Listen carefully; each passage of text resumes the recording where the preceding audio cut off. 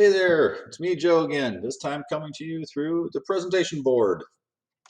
And congratulations for attending the best workshop you're going to attend all week, given by probably one of the best presenters around, I would have to say. All right, just kidding. Uh, I'm choosing to do these demonstrations via video rather than live. That way, um, one, we know they're going to work into you. Uh, I think we'll save a little bit of time this way as well. So let's just jump right into it. Let's talk about, so the first one we're going to talk about is creating, it's a simple thing. It's an auto response to an email, and we're doing this via an automation. And there's different ways of doing email autoresponders. But this gets a little more specific on the type of email that we're responding to. That's where this comes in handy. Because a lot of autoresponders will just respond to, okay, every time I get an email from this email or something of that nature, then you send out a canned response. And we are kind of sending out a canned response on this one. However, it's very specific to the type of, and I know something we get all the time is every time we send out an owner statements, inevitably we get a few owners that hit us up. They don't understand something on their statement, or they have a question about a bill or something of that nature. And so, we say, and so that can create a big day of emails for us. So basically, what this is for is just to buy you a little time, so your clients feel like they've they've been heard, they've been seen, and uh, it gives you a little bit of time so you can respond to these emails on your own time when you're not putting out other fires. So that's the idea of this. In order to do it, once again, we're going to do it in Zapier. Once you get into this stuff and you get more advanced, maybe you're using a CRM like Zoho or uh, Zendesk or some of those other CRMs that are out there. Uh, some of them have their own workflows and that may automatically do this for you. And I encourage you to look into those.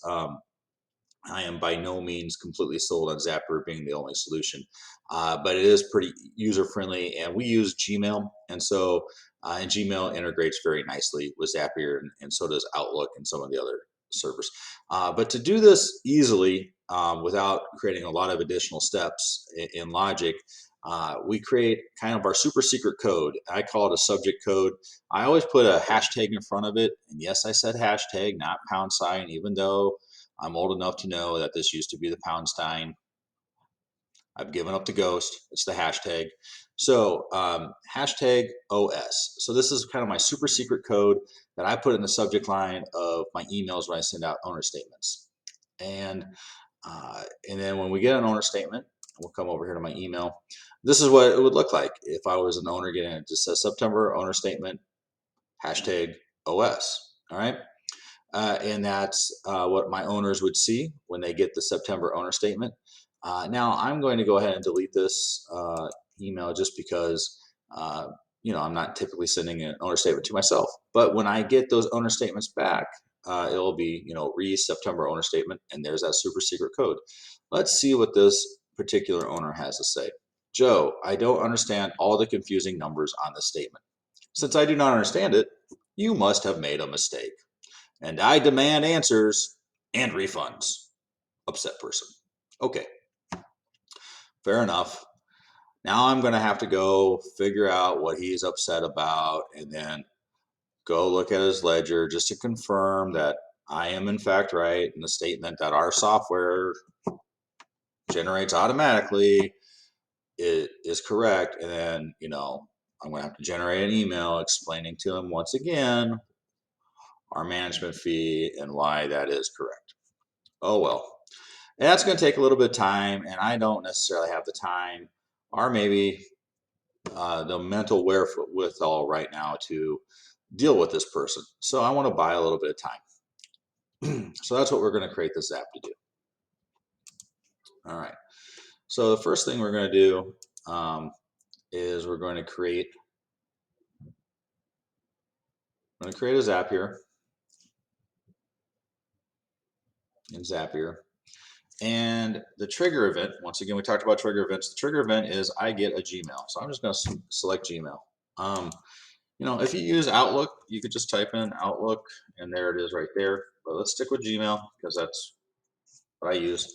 Um, and we get a new email matching a search term. So that's the one we want to use for the trigger event. Click continue. Now I got to tell it to use my joe@mimosaproperties.com account. Moving on, and the search string is that super secret code, pound OS, okay? And I'll hit continue, and now we're gonna test the trigger, and it's gonna go out and look at my email and see if they have anything.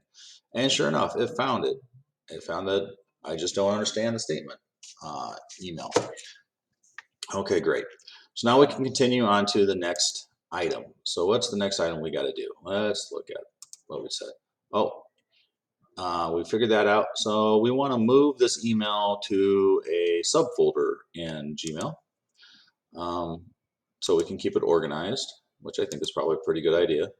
So once again, I think we're just going to pick Gmail for this, and it is going to say create a label because that's what Gmail calls their subfolders are labels, not create a label. I'm sorry.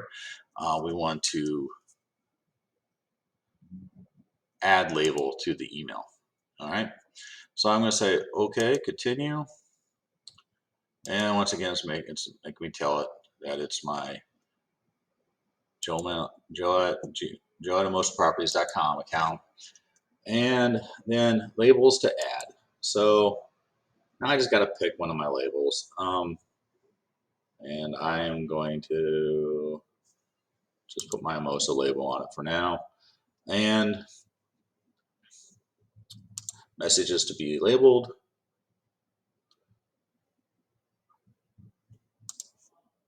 Right there. And continue. All right. Test and review. Perfect. All right. So now we have that email organized. So when I'm ready to answer these emails, I can just go back to that label or subfolder and go through all the emails. Lastly, we want to send a response to that email to the person who sent it. So we'll come back here. Oh, keep coming back to these slides. Sorry about that. All right. So now we come on down here and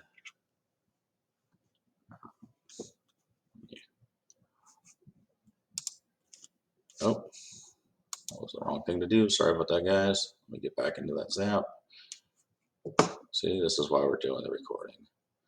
And it's a name.zap because I haven't named it yet. We'll name it at the end. All right.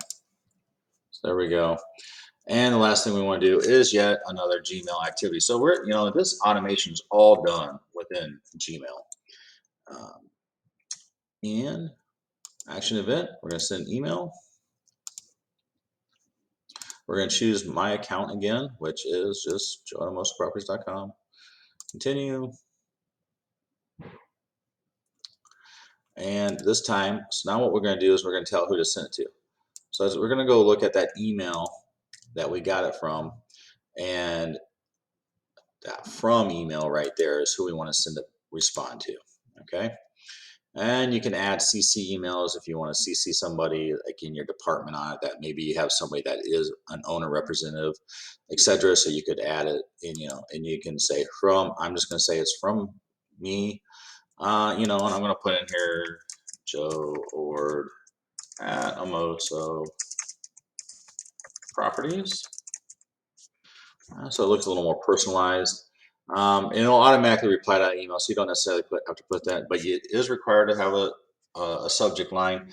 And so it just seems like I'm responding to their email. I always just go with the same subject line again. But what I might do is, if I want to get fancy here, I might add another super secret code here and just put -1. So that'll automatically put a -1 after that OS. And that way, if this person responds to this email again, I can have yet another autoresponder with the -OS1 that says, and it can create the feel of a conversation a little bit. But you don't want to get too hot and heavy in these things because, once again, just trying to buy some time. All right, so the body is going to say, and here once again, I would go down and select, the from, this one came the from name, so I would put that in there, and then I would say something. I got I got this.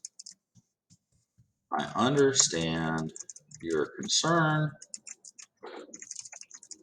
Please give me a couple of days to review the issue, and I will call or email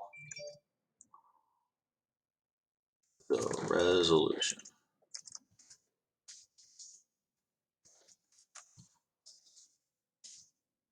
I appreciate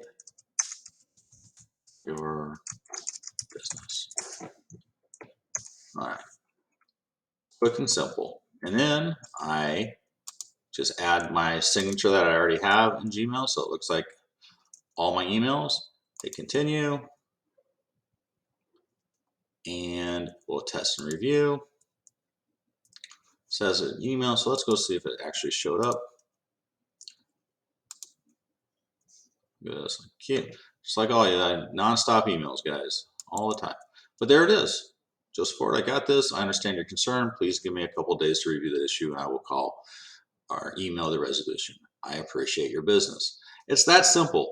Now, a pro tip, guys, and I got it listed here, add a delay timer to the response. So if I left it just like this and went live with it, they send me an email, they're going to get a response in like less than a second. So they're going to know that this is a robot's responding. And I don't necessarily want them to know that. So what I'm going to do here is I'm going to add a delay. I really like this feature. And it's, you just delay for a certain period of time. And I like to pick weird numbers. I'm going to say like 42 minutes. Okay. And hit continue, test, and all it does is like, okay, yeah, our delay feature works. Okay, now I can go live with this. So now when this goes live and I get that feature, it'll delay doing the rest of the actions in this Zap for 42 minutes, and then they'll send that email out. So that person will then think um, uh, that they got, uh, the email actually got read, and then I'm kind of asking for more time. And the vast majority of responses I get from owners are great, thanks for looking into it, and in the story. So that's the quick and dirty of creating this quick little autoresponder app for your owner statements. And you can see how easy it is to build something in Zapier. And